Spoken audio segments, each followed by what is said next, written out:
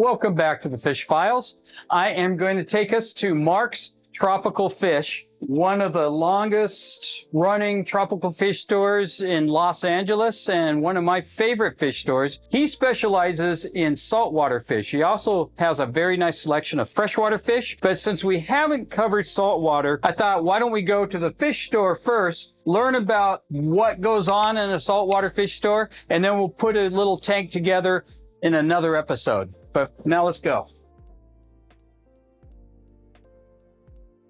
So we're here, and here is Mark. Nice to see you again, Mark.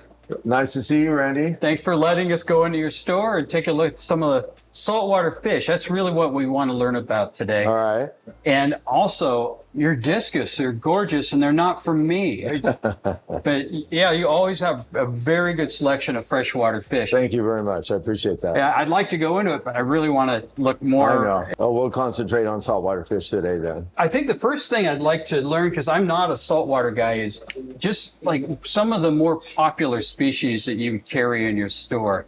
Like maybe like the top 4 or 5 sellers for your typical saltwater fish store. I think I'd have to say when people start out in the hobby, they want a fish that's strong, hardy, as we use the word hardiness. One of the starter fish that we recommend are the clownfish, as they call them, Nemos all the time. They're pretty sturdy for starting out a new tank if you do it properly. Also the damselfish, inexpensive and strong and offer a lot of color. Do you have any clownfish in here now? Yeah. Can we take a peek? Sure. Clownfish come in various color patterns too. Here's the traditional Ocellaris clown used in the Walt Disney movie Nemo. Do you have to have an anemone when you have a clownfish? Are they okay? It's not mandatory.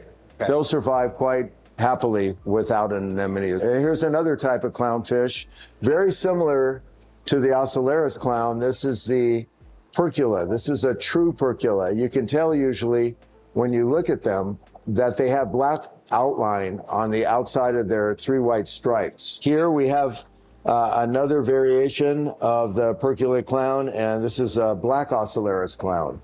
It's black with 3 white stripes on it. So are these all found in the wild in these colors, or are they bred? This is bred in captivity. Okay. These are hybrids, and this is a wild-caught fish. The Ocellaris here is from the Philippines. Philippine Islands, a lot of our Ocellaris clowns come from there. All clownfish, no matter what the color, do they all eat the same similar food? Yeah, pretty much. Here's a gold stripe maroon clown right here. Very popular with people that have a little larger fish, because the gold stripe can grow up to 5 inches. It's one of the larger species of clownfish. They'll usually go right into an anemone if you buy the right host anemone for them, day one. Sometimes like you asked about, does a clownfish need an anemone? Well, if you put the wrong host anemone in with the clownfish, it won't acknowledge it. Sometimes the enzymes in the tentacles, the clown can't get used to it, they get stung and they stay away from it. It's very simple. In the wild, where they come from, there's a certain area, different oceans of the world have different host type anemones. There's dozens of species of anemones in the wild. So you could help match someone up if they come in here. Okay. From experience, we pretty much know which clownfish go in which anemones, and we can steer you in that direction. So don't just go online and get an anemone and get a clownfish and think you got it, all licked. You're going to be wasting your time and money. Also, another popular fish is the blue tang, or they call them hippo tangs. Very bright blue with that very easily to distinguish black scallop design on the side. So are they sourced from all over the world, or just like a certain ocean? They're found in a couple of different places. Indian Ocean, again, the Philippines. They also come from Africa. You have them with clownfish, so obviously they can all go together. Most of these fish that I'm showing you today are what we call community fish. Mm-hmm. In freshwater, we have community fish. In saltwater, we have community fish, meaning they're not predatory, and they generally all eat the same foods and require about the same conditions.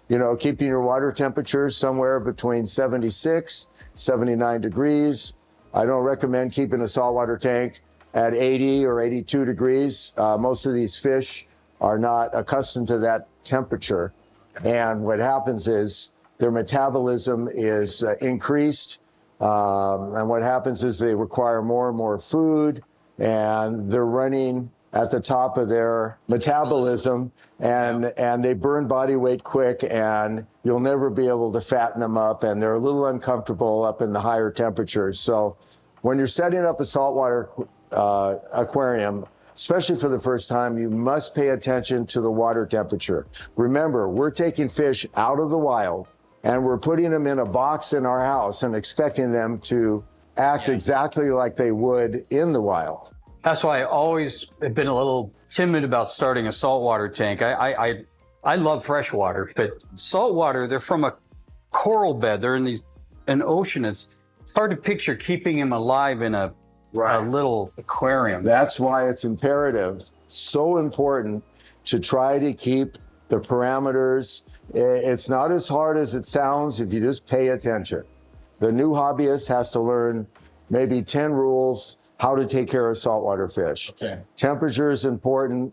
The salinity is important. The ocean is 1.025 roughly. So we want to try to keep our aquarium somewhere from 1.020 up to 1.025. And what that does, it gives them salt content of the aquarium that matches the ocean, so that there are osmotic processes that work on the system of all fish in the ocean can work properly in the amount of salt content that they're used to in the wild. So if I'm going to have my first tank, we're going to be filming it. I don't want to kill all the fish we're going to get from your store.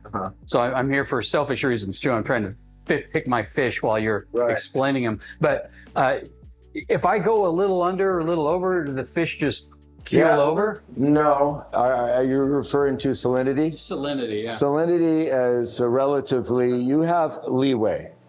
Okay. In fact, when some people are treating fish for a disease, let's say an outbreak of white spot disease, we call it ick for short. When you're treating, sometimes they drop the salinity down to 1.017, 1.018. Yeah, they do that on purpose to decrease all those little parasites. Yeah. Right. They don't seem to favor the lower salinity. So that helps. And a lot of times from stress and dropping the temperature quickly, or it could have happened in shipment where the fish was exposed to very extreme low temperatures and then brought back right up right away. 4 or 5 degrees is enough shock to create the ick parasite to start manifesting itself. It's only 4 or 5 degrees. Itself. Yeah. Then you get sick.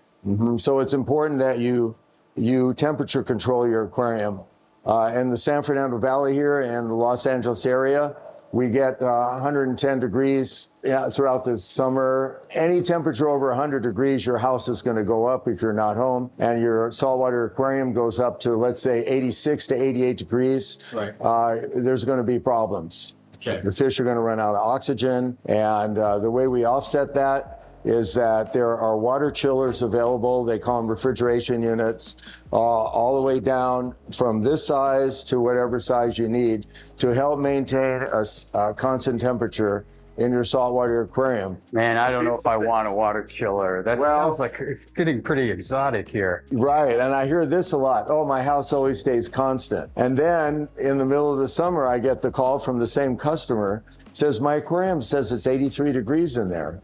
But we always keep the house at 75. Why doesn't the aquarium stay at 75? You have equipment running on your aquarium. You have pumps that run the filter. You have lighting. You have extra pumps inside the aquarium, sometimes for more current. Right. And each one of these pieces of equipment puts a little bit, a degree here, a degree there. And before you know it, the room could be 75. Your aquarium could be 82. We always include a chiller in the estimate because it's so important to keep that temperature constant. It's almost at the top of my list.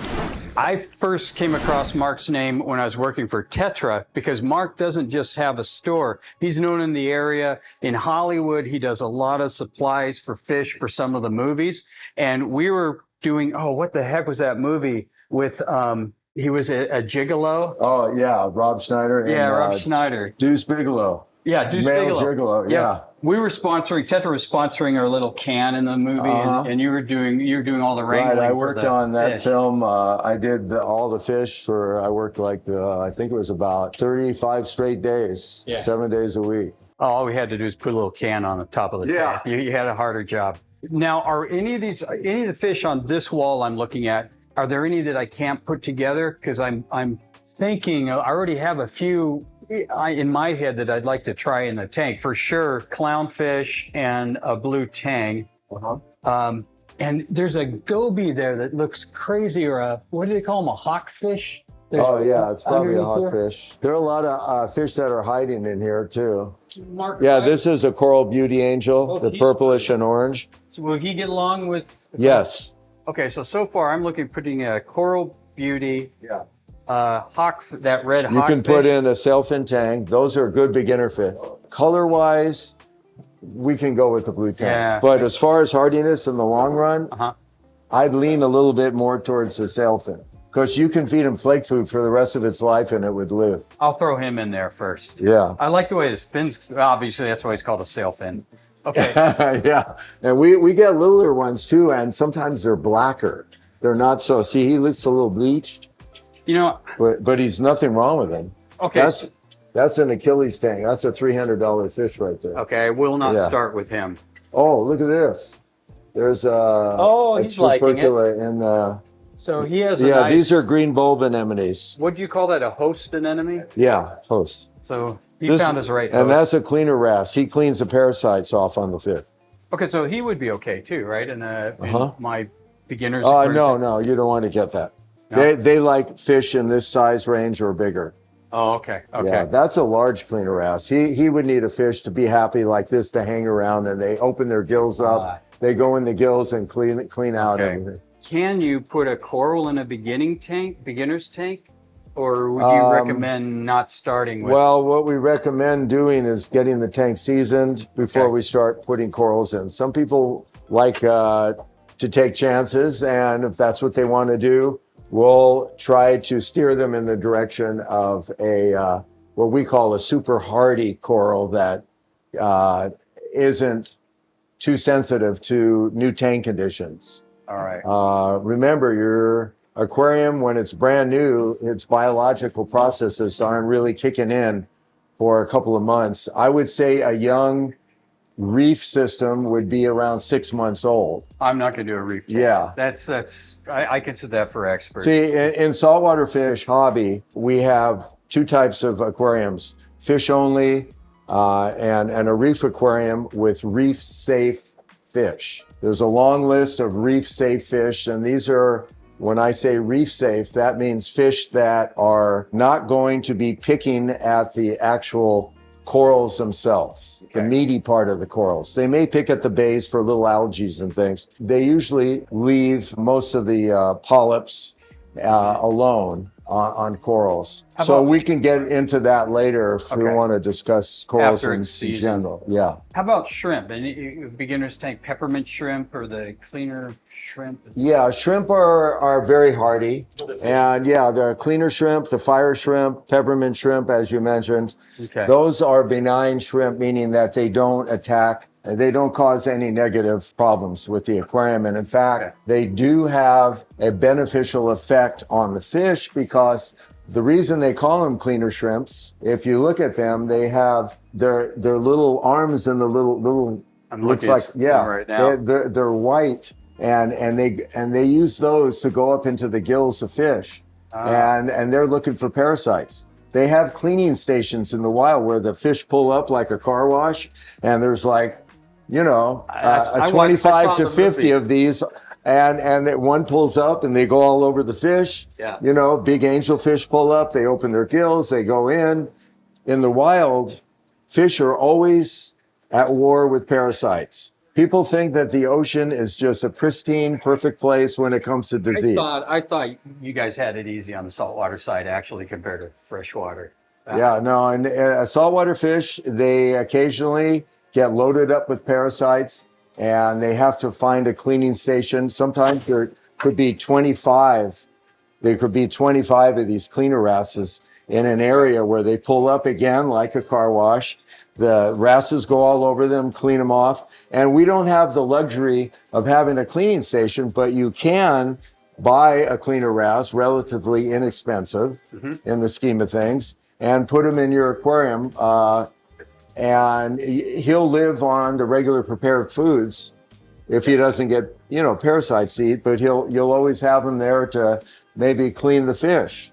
I won't have fish big enough to keep him happy, but I could maybe get a few of these ones we've talked about and one of these shrimp for my new shrimp come in various sizes. The ones I'm selling there are almost full grown. Okay.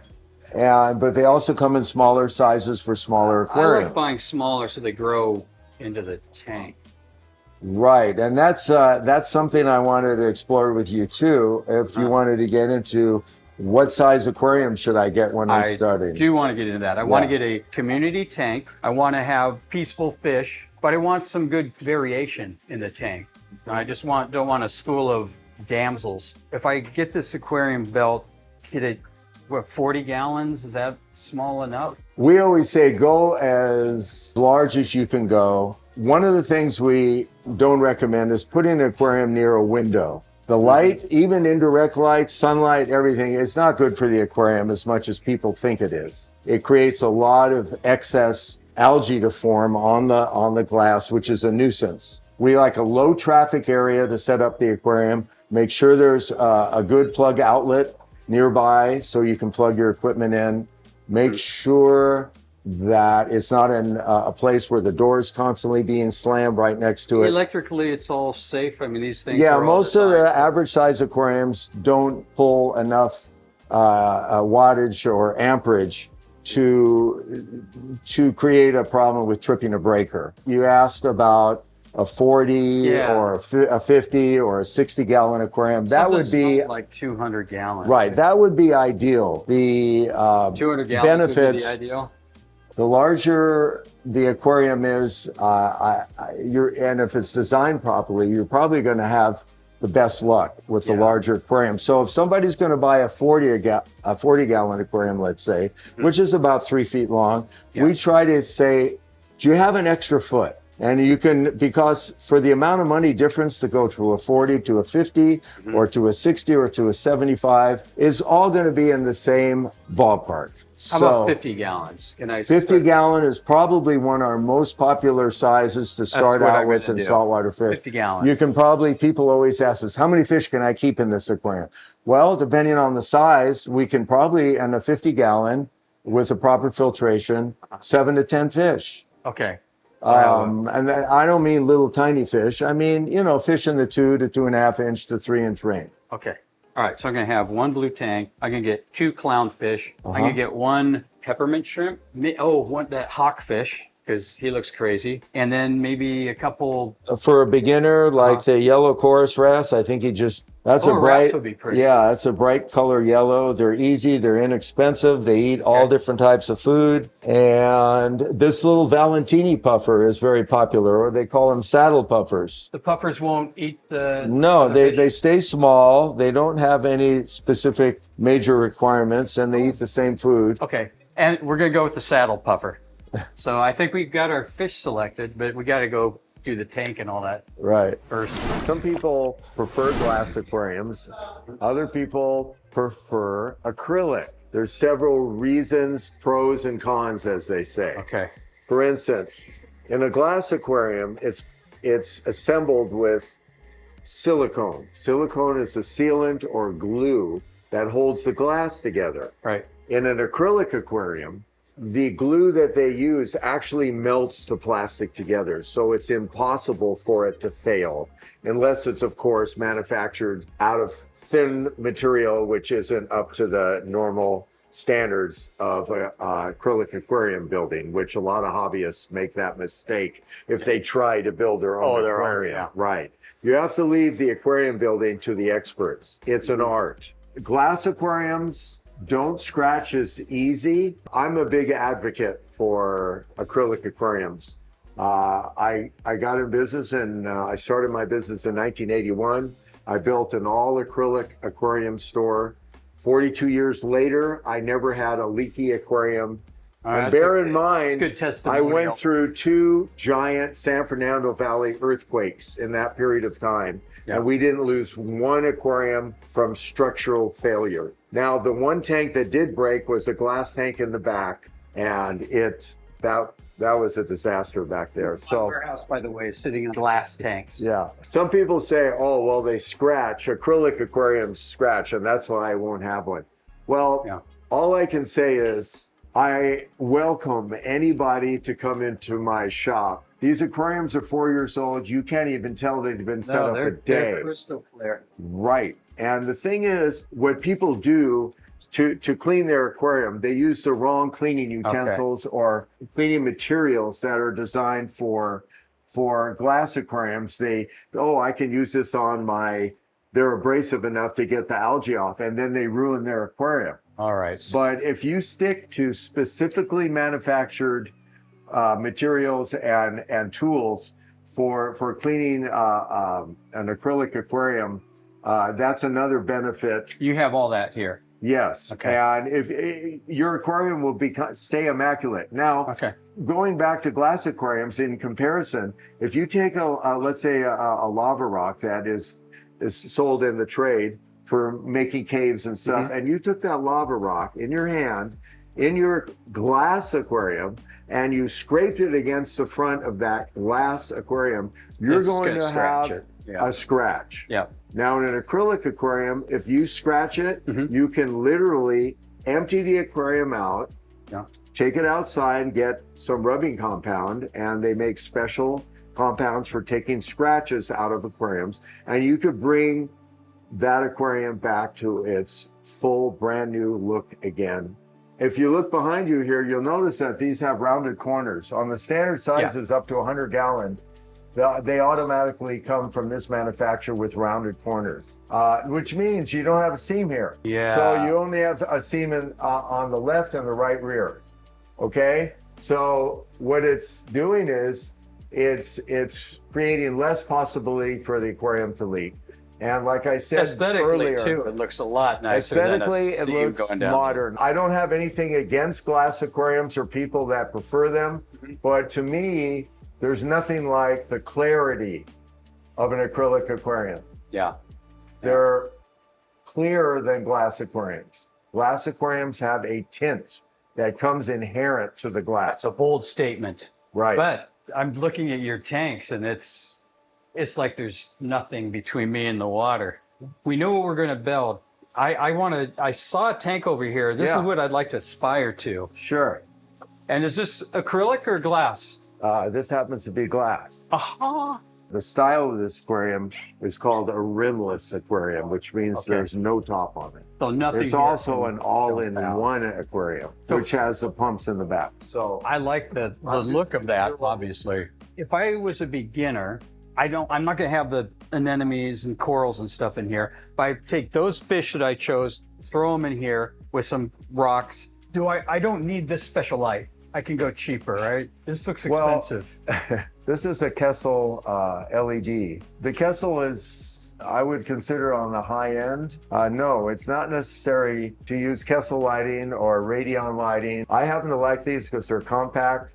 If I was all into the hobby and I had this setup, we're talking a couple $1,000 for this kind of thing. But that's nothing you jump right into. The style of this aquarium, it actually is a plug and play style of aquarium. Okay. You literally take it out of the box. It has 2 return pumps mounted in there. It has 2 filter bags right here that come out easily for cleaning or changing.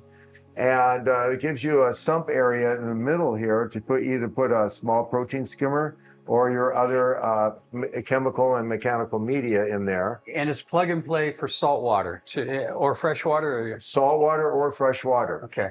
Right. And the cabinet's nice. You can keep all your paraphernalia and test kits and food and other equipment.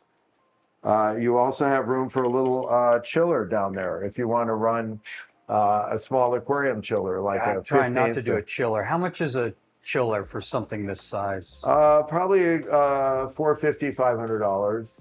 All right. You can keep this temperature. If it's 100 degrees out, this temperature will run 77 all day long. So it really makes it takes a lot of worry, especially in the summertime. If you go on vacation, you don't have to worry about your fish and all that type of thing.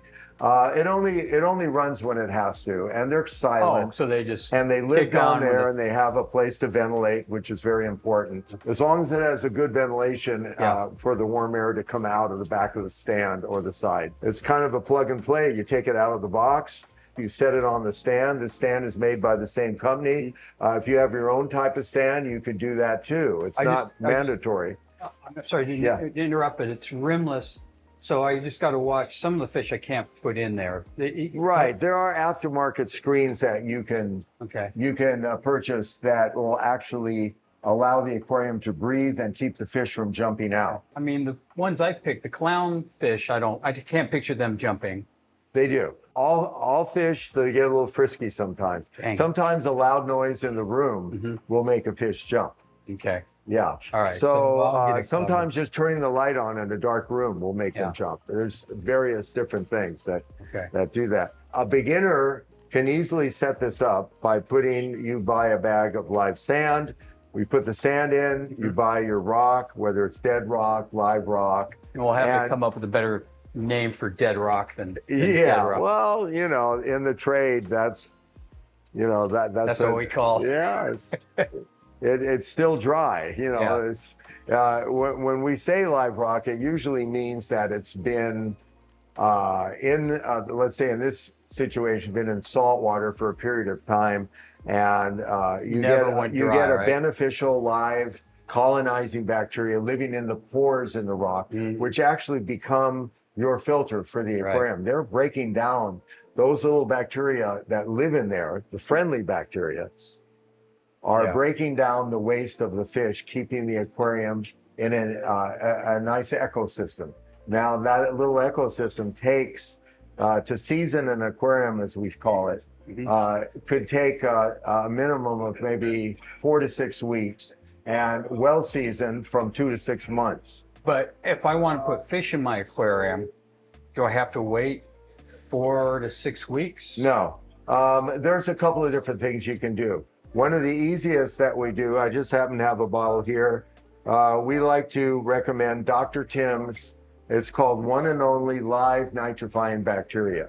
Yep. Now, this is a 4-ounce size. This will do up to a 60-gallon aquarium. It also comes in smaller and larger sizes. It's non-toxic. You pour it into the aquarium, and you can actually put a couple fish in within 24 hours. Oh, that's great. After you set up the aquarium. Yeah.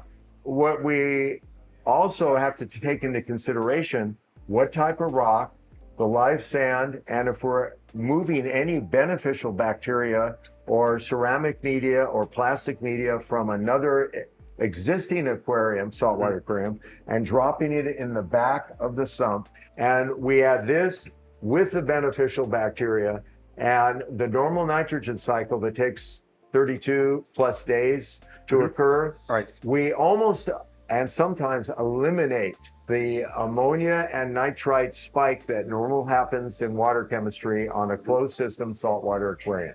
Closed system meaning we don't have the tide to come in and go out and wash out everything. We are dependent on this box of water to do everything. So we have to really be careful that we don't overload the aquarium with fish, especially in the first few days of the aquarium. Much more critical on saltwater than it is on freshwater. This nitrogen cycle that we went over in one of our very first shows is even more critical on this marine tank. So what Mark's suggesting is probably almost an essential, which is to jump start it with Dr. Tim or any similar product, except I know Dr. Tim's stuff, it's pretty legitimate. Some of the stuff out there is like monkey dust. The last thing a new hobbyist wants to do is buy a fish as a pet and watch it die because someone gave them the wrong information. which is what we have to fight a lot of times on the big box stores, because the people are not trained. Again, I'm not going to mention any names. Even though there are only 2 big box stores. Right. Yeah, this is a hobby. So this isn't a piece of furniture. You are going to have to do a little bit of work, but it's easy work. Or again, it's hobby work. I mean, how much, this is a little more exotic, but how much time do you think a hobbyist would take per week? A couple hours a week? No. Feeding? If you stay on top of things, meaning that you just do your normal maintenance, I would say the maximum 20 to 30 minutes a week. Okay. Yeah, 20 or 30 minutes a week. Totally contrary to what people, I'm not going to saltwater because it's just too much work, blah, blah, blah. It's not. If you set it up right, that's the important thing. Set it up right and don't overcrowd it. 20 to 30 minutes. As I said before, if you put the work in, and when I say work, the 20 to 30 minutes a week, test your water, do a small water change, check the temperature daily, make sure you're not overfeeding the fish, which is 9 out of 10 people overfeed their fish. Yeah. They think they're not getting enough food. Fish are unlike dogs and cats, which need to be pretty much fed every day. If you go away for a day, your fish are going to be fine. Fish work off the body weight. They don't use everything in their system in one day and then empty everything and then I'm starving. You know the fish that they ship to us from the Orient?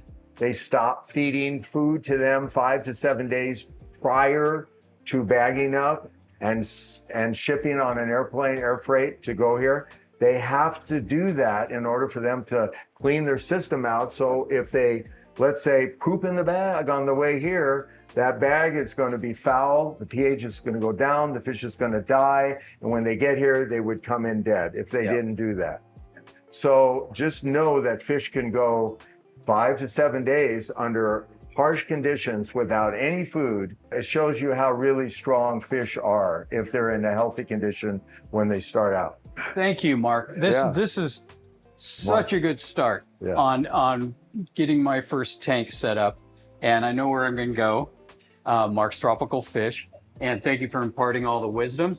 And I'll be ready to maybe not quite get this tank, but I'll get my starter one going. Maybe we'll start with a little smaller one. A lot of people these days don't have a big place where they live and they don't have a lot of room. Yeah. And so the trend lately is tanks have been shrinking. So people have been going to smaller saltwater aquariums, and we can show you how to do that. Okay. All right. Maybe I'll do that. And I'll think about acrylic. So if you liked what you watched today, please subscribe to the show. But even if you don't like it, please get an aquarium.